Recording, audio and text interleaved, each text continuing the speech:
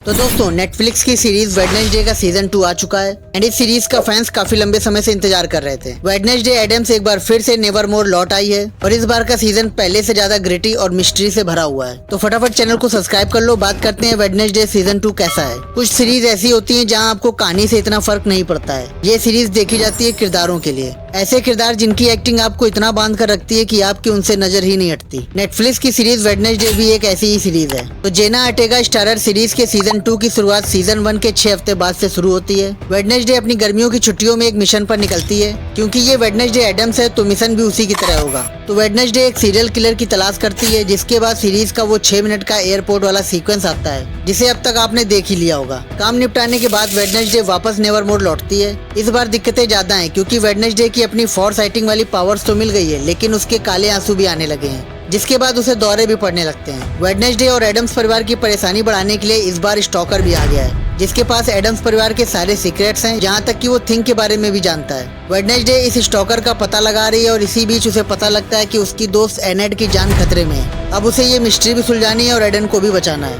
पहले एपिसोड के कुछ ही मिनट के बाद आपको समझ आ जाता है कि इस बार मामला पर्सनल है। पुराने किरदारों के साथ सीरीज में कुछ नए किरदारों की भी एंट्री हुई है।